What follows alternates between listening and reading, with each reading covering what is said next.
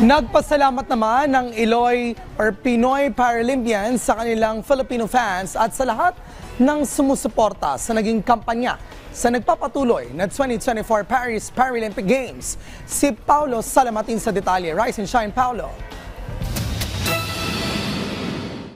Nagpaabot ng pasasalamat ang ilang mga Pinoy Paralympians na sina Taekwondo Ginaline Ganapin, wheelchair racer Gerald Mangliwan at para-archer Agustina Bantilok sa lahat ng mga Filipino fans na walang sawang sumuporta hanggang sa pagtatapos ng kanilang kampanya sa kasalukuyan pa rin ginaganap na 2024 Paris Paralympics. Sa recent social media post ni Ganapin, buong tapang niyang nirepresenta ang bansa sa kabila ng mga inaharap na pressure sa kanyang Paralympic debut na kung saan itinuturing niya umano itong magandang experience na panghabang buhay niyang pahahalagahan.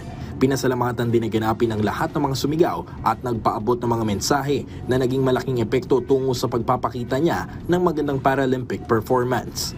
Maraming salamat po sa suporta mula po. Maraming salamat po sa suporta mula po pagtapagbisita sa pagsunod.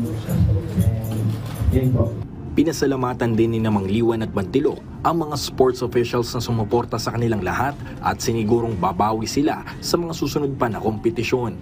Thank you very much po sa inyo. And of course, sa ating mga official, make sure na sa susunod palaro namin, ibigay po namin the best namin. So always naman yun yung goal namin po. And maraming salamat sa lahat. Tuloy po natin suportahan po ang ating mga iba pang mga atleta na mayroon pang mga laban sa susunod na mga araw. Sa pagtatapos ng kampanya ni Ganapin, Mangliwan at Bantilok, tatlong Paralympians pa na sina para-swimmer Angel Otom at Ernie Gawilan ang may natitirang laban sa Paralympic Games, kabilang si veteran thrower at ASEAN Para Games multimedalist Sendy Asusano na nakalaktang sumabak sa finals ng Javelin Throw F54 event sa darating na Sabado. Paulo Salamatin para sa Pambansang TV sa Bagong Pilipinas.